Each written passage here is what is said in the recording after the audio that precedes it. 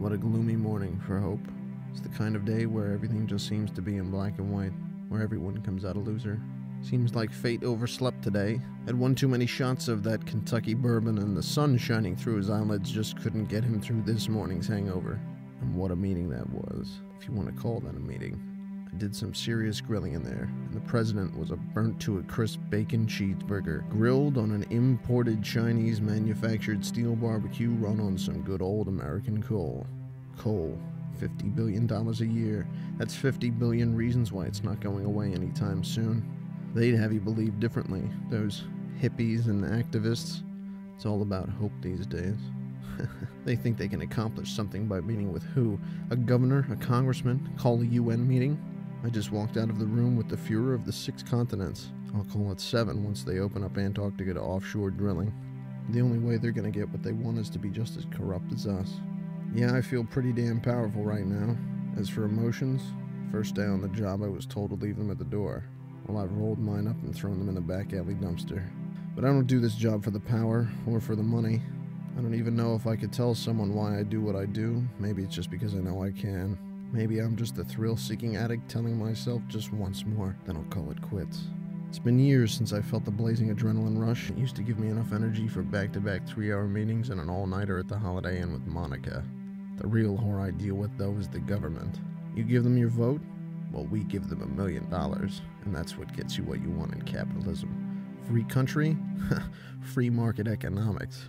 I can't even remember the last time I cast a ballot. You can't blame me, though. I'm no CEO or board member or majority stockholder. I'm just a pawn. Pawn who's goddamn good at what I do. I won't defend my job or the company that pays me a ridiculous 6-figure salary with a bonus greater than what we gave to the Senate Minority Leader last November as a gift. Happy Thanksgiving, Senator. No, who I'll blame is the system that allows this shit to go on. Smells like justice to me. Whatever. I just left the Oval fucking office. A one-on-one meeting with the CEO of CEOs. Business at its finest. I didn't ask for a single thing. Every word that came out of my mouth was a carefully calculated demand that I knew would be honored by the full faith and credit of the United States government. Unbelievable. I stared right between his eyes during the whole thing. A .50 caliber sniper honed in on its kill. I didn't even bother to take out my company-outfitted pad of talking points and what they like to call industry-backed requests.